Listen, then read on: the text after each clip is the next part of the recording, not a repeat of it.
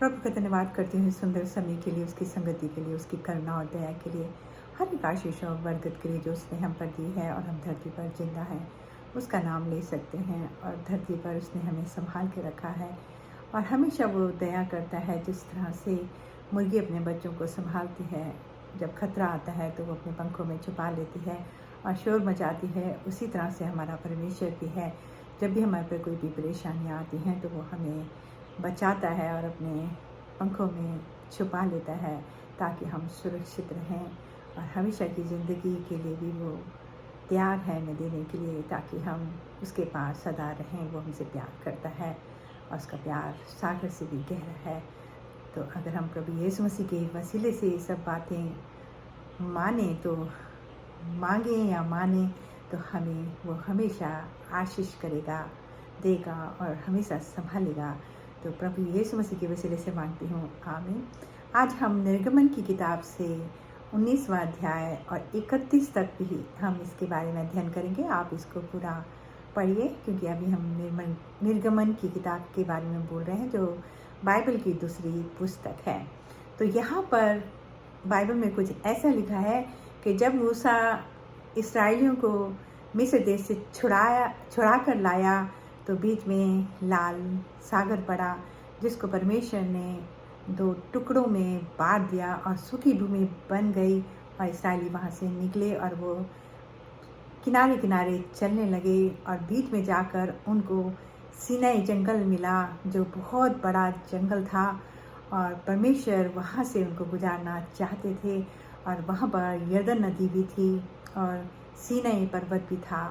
तो जो इस्राएली वहाँ पर जाकर जंगल में अपने डेरों को डाल लेते हैं और सब वहीं रुक जाते हैं। और फिर यहोवा जो मूसा को कहता है कि सब इस्राएलियों को इकट्ठा कर और उनसे कह दे 2 दिन तक वो अपने आप को पाक करें, अपने कपड़ों को धोएं और कोई ऐसा गलत काम ना करें जिससे परमेश्वर गुस्सा होता है। और तीसरे दिन वो आकर सीनाई पर्वत पर लाइन बनाकर खड़े हो जाएं तो मुझे सीनाई के पर्वत पर जो चोटी है उसके पास गुजरते हुए देखेंगे और बातें उन्हें सुनाई देंगी, ताकि वो जान लें कि मैं ही उनका ईश्वर हूँ और मैं ही इस्राएल से उनको बचा कर लाया हूँ और मैंने ही उनको हर तरह से आशीष दी है, उनको खाना दिया है, रास्ते में पानी दिया है और हर परेशानियों से उन्हें जंगल में बचाया है। तो मूसा इस्राएलियों को इकट्ठा करते हैं और सब कुछ बता देते हैं। और इस्राएली जो हैं वो कहते हैं हम ज़रूर मानेंगे जो परमेश्वर कहता है। और वो कहते हैं कि तीसरे दिन सब लोग इकट्ठे हो जाना। और तीसरे दिन वहाँ पर बहुत सारी नरसिंगे फूके जाते हैं और उनकी आवाज़ों को बढ़ाया जाता है और सारे इस्राएली जो हैं उनकी आवाज़ों को सुनकर वहाँ इकट्ठे होने लगते हैं। तो मूसा कहता है, देखो कोई भी इस पर्वत को छूने ना पाए, ना ही चढ़ने पाए। अगर कोई चढ़ेगा तो वो निश्चित मारा जाएगा, क्योंकि इस पर परमेश्वर का आज बसेरा होगा और परमेश्वर के बसेरे में कोई नहीं आ सकता है। और ये सब उनको समझाकर वो हारून को लेकर ऊपर चढ़ जाते हैं जो उनके साथ साथ था। और वहाँ जाकर परमेश्वर जब नरसिंहों को बहुत ज़ोर से फूका जाता है और वहाँ पर उनको घोर बादल दिखते हैं, घने बादल, और उनमें से फिर थोड़ी देर में भट्टी के नाई धुआं उड़ने लगता है और उसमें परमेश्वर के शब्द सुनाई देते हैं, जो इस्राएली और सारे लोग जो नीचे खड़े हैं वो सुनते हैं। तो परमेश्वर यहोवा उनसे कहता है, मैं तुम्हारा परमेश्वर हूँ, क्योंकि मैं तुम्हें छुड़ाकर इस्राएल देश से लाया हूँ। और जो मेरी सुनेगा और जो मेरी बातों को मानेगा उनको मैं बहुत सारी आशीष दूंगा, उनके साथ रहूँगा। जो मेरी बातें नहीं मानेगा और मुझसे बैर रखेगा तो मैं उनके जो बाप दादों का भी जो पाप है उनको दूंगा और उनके पर पोते और पोते सबको मैं को पाप दूंगा और ताड़ना दूंगा और वो दुख उठाएंगे। और जो मेरी बातों को मानेगा उनको मैं आशीष दूंगा। और वो फिर परमेश्वर यहोवा कहते हैं कि 6 दिन तो तुम सब काम करना, लेकिन 7वें दिन को विश्राम दिन मानना और वो मेरा दिन होगा। और कोई भी उसमें कोई काम नहीं करे, चाहे मनुष्य ने कोई किसी को मोल भी खरीदा हो, इस्राएलियों ने बाहर के लोगों को, उनको भी 7वें दिन काम करने की इजाज़त मत देना। ना अपने पशु को के लिए कुछ काम करना, यानी कि कुछ मत करना, बस परमेश्वर का नाम लेना। और जो पर्व उन्होंने इसराइल में बनाया था खमीरी रोटी को, उसको हमेशा पीढ़ी दर पीढ़ी एक पर्व को बनाते रहें और हमेशा इस बात को याद रखेंगे, तब मैं तुम्हें आशीष दूंगा। और वो सब बातें इस्राएली अपने परमेश्वर यहोवा से आवाज़ में सुनते हैं, और जो पर्वत था वो भी कांपने लगता है, और परमेश्वर परमेश्वर यहोवा उस पर दर्शन देते हैं और फिर चले जाते हैं। फिर परमेश्वर यहोवा मूसा से कहते हैं कि मूसा, तू हारून को लेकर फिर दोबारा मेरे पास आ, तो मैं तुझे बहुत सारी बातें सिखाऊंगा जो तू इस्राएलियों से बात करना। और मूसा हारून को लेकर ऊपर जाते हैं पर्वत के पास, और वहाँ पर परमेश्वर यहोवा उनसे कहते हैं, मैं तुझे 10 हुक्म देता हूँ, उससे भी ज़्यादा हैं। ये सब बातें इस्राएलियों को बता देना कि ऐसा दोबारा कोई गलती ना करे जिससे कारण मैं उन पर प्रकोप डालूं। तो परमेश्वर यहोवा उनको 10 हुक्म देते हैं। एक हुक्म होता है कि मेरी आज्ञाओं को माने और मुझे ईश्वर करके माने, और मेरे आगे झुकें और सर को झुकाएं, तब मैं उनको आशीष दूंगा। और मेरे साथ जो 6 दिन काम करने के लिए हैं, 7वां दिन विश्राम करने के लिए हैं, और अपने पड़ोसी को अपने बराबर मोहब्बत करना, यानी पड़ोसियों की देखभाल करना, जो रास्ते में भी चलते हैं उनकी भी देखभाल करना।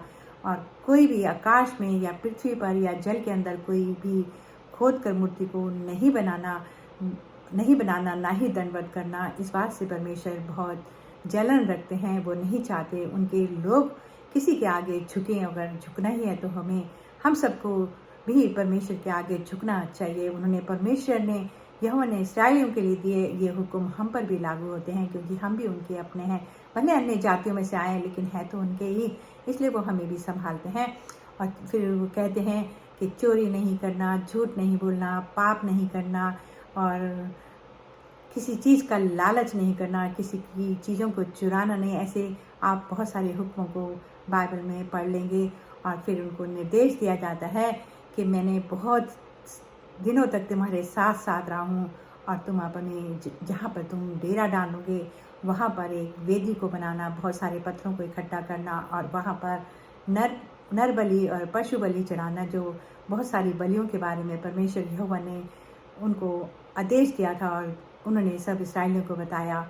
और इस्राएली उस समय बहुत सारी बलियाँ चढ़ाते थे, यानी कि पाप करते थे, और फिर याजक के पास जाते थे और उस पशु को मारा जाता था, और उसका खून परमेश्वर के आगे चढ़ाया जाता था, और धूप जलाई जाती थी।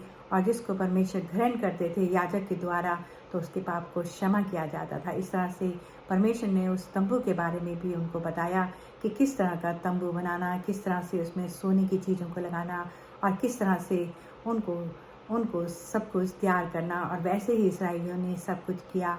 और पहले के वक्तों में जिस तरह आज हम बाइबल पढ़ सकते हैं, जब चाहे हमारा मन होता है हम उठाते हैं और पढ़ते हैं, जब चाहे हमारा मन होता है तो हम परमेश्वर को पुकारते हैं, उसके आगे झुकते हैं। कोई समय का भी नहीं बाइबल में बताया गया है, लेकिन पहले वक्तों में ऐसा नहीं था। हर चीज़ का एक समय होता था। जब पाप करो तो उनके पास आते थे, जब पर्व बनाते थे तब भी याजक के पास आते थे, और याजक सब कुछ ये काम अपने हाथों से करते थे, और परमेश्वर उनके द्वारा उन लोगों के पापों को क्षमा करते थे। और सारे जितने भी आज इस्राएली लोग हैं, वो सब जो परमेश्वर का जन्म थे इब्राहिम पिता, उनके सब बच्चे हैं, यानी याकूब। और याकूब को ही परमेश्वर ने उनका नाम चेंज किया था, उनका नाम इसराइल रखा। और इसराइल में वो ले गए जहाँ पर दूध और नदियों की बौछार थी और बहती थी। वो ऐसी जगह है इसराइल जहाँ पर किसी चीज़ की कमी नहीं है, जहाँ पर दुनिया उस पर अपनी नज़र लगाए रहती है, और जो अन्य जातियाँ उसके पास बसी हैं वो लोग उनको छीनना चाहते हैं और उनका नामो निशान मिटाना चाहते हैं। लेकिन जिसके पास परमेश्वर होता है उसका कोई भी नुकसान नहीं कर सकता। और इस्राएलियों के साथ वो सदैव चले, और जब वो जंगल में जा रहे थे तो उनकी रक्षा भी की गई, उनको खाना भी दिया, उनको पीने के लिए पानी भी दिया, और उनको जंगली जानवरों से भी परमेश्वर ने बचाया। और उसी बीच में उनके बहुत सारे बच्चे भी होते हैं। जब वो इसराइल से निकलते हैं तो करीब 20 लाख लोग होते हैं, और जब वो इसराइल में पहुंचते हैं तो 30 लाख लोग हो जाते हैं, क्योंकि उनके यहाँ बहुत सारी आशीष होती हैं, और बेटे के बेटे और बेटियां भी होती हैं, और आशीष पे आशीष वो लोग पाते गए। और आज दुनिया में सबसे ज़्यादा ताकतवर इसराइल है, और इसराइल की हर चीज़ जो है वो बहुत ही कीमती है, और इसराइली लोग भी हैं, और परमेश्वर उनकी हिफाजत करते हैं, चाहे वो कितनी भी गलतियां कर दें, तब भी वो इब्राहिम से जो उन्होंने वादा किया था और इसहाक और यूसुफ से वो सारी बातों को वो याद रखते हैं, उनको बचाते हैं। इसीलिए इसराइल को अनोखा कहा गया था और आज भी इसराइली इस पर्व को मनाते हैं और सबत के दिन को भी मानते हैं। लेकिन हम लोग फिर भी चूक जाते हैं, लेकिन इसराइली लोग नहीं चुनते हैं। और इसराइलियों के ही लिए आप जानते हैं, अगर बाइबल पढ़ेंगे तो प्रभु यीशु मसीह परमेश्वर के वचनों का प्रचार करने वहाँ आए थे और उन्होंने किया था जो काम उन्होंने बेटे को दिया था, उन्होंने किया था। तो भाइयों और बहनों, जागते रहिए, परमेश्वर के नज़दीक आइए और परमेश्वर को पुकारिए, तभी परमेश्वर आपके नज़दीक आएगा। और आप उसके बेटे से जो भी के नाम से जो भी मांगेंगे और आप कहेंगे आमीन, तो वैसा ही होगा। आमीन का मतलब है जो आपने मांगा है वो पूरा हो, वैसा ही हो। तो आपको परमेश्वर के नज़दीक आना है और पश्चाताप करना है, तब आप बच सकते हैं। तो परमेश्वर का धन्यवाद करते हैं इन सब बातों के लिए जो उसने अपने भेद मेरे पे प्रकट किए हैं। और मैं चाहती हूँ कि आप ये सब बातें दुनिया तक फैलाएं, क्योंकि हम सब का ये काम है और इस बात से परमेश्वर खुश होते हैं। तो प्रभु आप सबको आशीष दे, हर बीमारी से दूर रखे, आपके पास रहे और आपके बच्चों को भी बचाए और आपको हमेशा अपने हाथों में संभाल के रखे। तो प्रभु यीशु मसीह के वसीले से मांगती हूँ, आमीन।